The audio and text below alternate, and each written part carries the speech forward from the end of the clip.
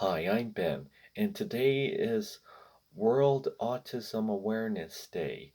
And I just want to bring this up because I have Asperger's syndrome and autism myself. I explained this in my past videos lots of times, but I just really want to get it out there, like how, because my mom posted a picture of me petting a new cat we got, and I was just wanting to maybe say something. It's 12 a.m. where I am. Well, it's after 12. It's almost 12:30 in the a.m. right now where I am. But it might be too little too. It might be like too late now. But I still want to do a video with this. And give you my thoughts. Growing up as a kid, I always had sorry if the light's a bit dark. I forgot to turn on my flashlight. But anyways, growing up as a kid, I was diagnosed with autism. Like my mom discovered, cause one time, I can't remember if it was where I shoved paper up my nose. Long story. When I was little, like 5 years old, I cut these little telephone and a little me and shoved paper up and shoved them up my nose so I can call a little version of me as paper form to get the scary thoughts of like ET out of my head. I was really little, so I didn't know any better. Looking back on it, it was crazy, but yeah, I think I was diagnosed with autism around that time, and it was trying to, and people were, and sometimes I do struggle with a lot of things with autism, like how I try to understand certain things, like what should I do with this, or how do I like around late in 2020, I finally started getting a job. Like I work at like a local food place where I clean shopping carts because of the pandemic, and I also like I was like a little kind of a server at a Thai place, but then I was also got a job at like at a at a diner where I wash the dishes, and then I washed, and then I remember, and now I work at a restore where I sweep the floors and clean, and I work mainly part time at these jobs, but they do good. They're great, and I do like working there. But anyways, so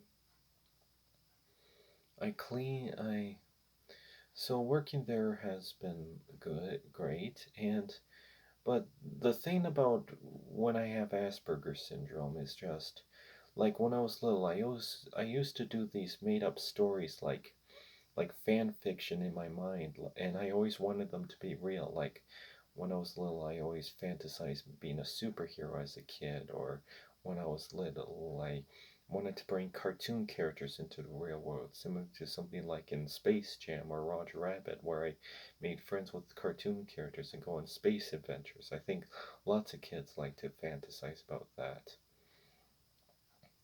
But yeah, and growing up, and there were a lot of things I was struggle, like I was confused. I always hated like if I'm confused or if I'm struggling with someone like yelled at me about it, and I'm like, I don't understand this, but my mom always teaches me like this how you should respond, like try to talk softly, but I am also kind of suffering through like certain anxieties, like what if I like if there's something I don't understand, or if I don't know how to do this, like, and there are some parts in the world like how I struggle with certain things, like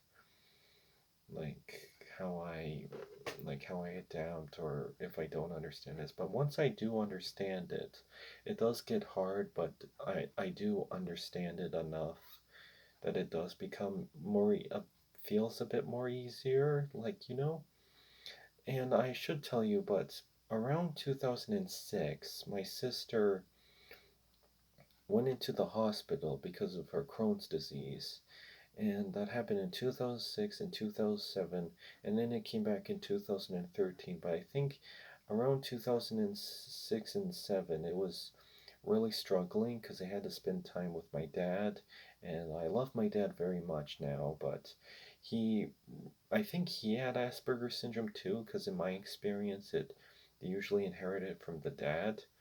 But so when my dad always gets confused and he struggles a lot, but he always lost his temper, and I had to be stay at with some people's houses when my dad had to work and my sister had to be in the hospital and my mom had to be with her.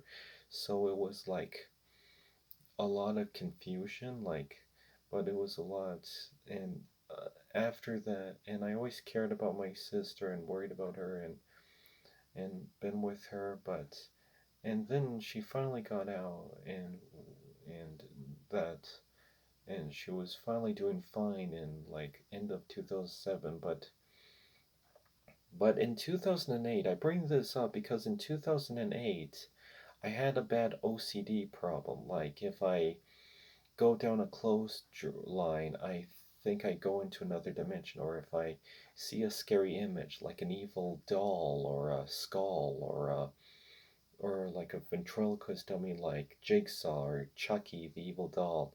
And like if I see something scary like that, I thought like if I touch it, something evil will grow on me, similar to something like the Venom symbiote from Spider-Man, like or if there was something handcuffed to my hand and I had to do this and I had to stay in bed on the couch for a while because I was really suffering through certain anxieties like and I bring this up because I remember back in 2022, I was last year when I was in the car with my sister and we were dropping mom off at an appointment.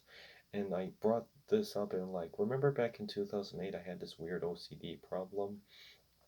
And then Terry said it might have been her fault. And I felt bad. And I'm like, oh, why would it be your fault?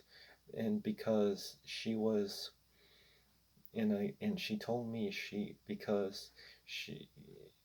because of her being in the hospital, it was a really stressful moment, and because no one really had to, and and everyone had to focus on her, and I had to be babysit, and it was just really stressful for the whole family and stressful for me too, and I love my sister, and I always worry about her, and but dad always freaked out, and I had to be babysit a lot, and I think it was like the result of stress, like stress.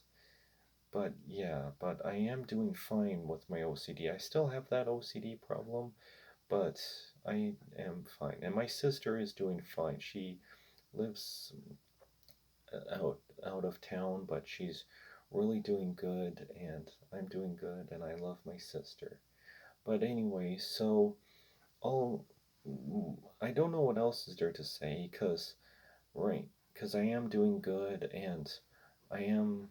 There are times where I need to struggle, or if because there's certain things I still don't understand about autism. Like I asked my mom, do people with autism do this? Because I think a lot of people with autism likes to collect a lot of things, and as you can see in my room, I love collecting a lot of things. I like collecting comics, little action figures, cartoon characters, and there are moments where I do get stressed out about reality, like what's going on in the news, like politics, the pandemic, wars, and I do try to think of the stuff I do like my friends, my family, my the shows and movies I like to watch, and and try to escape out of that, but I just do think about my family and think of how much I love them.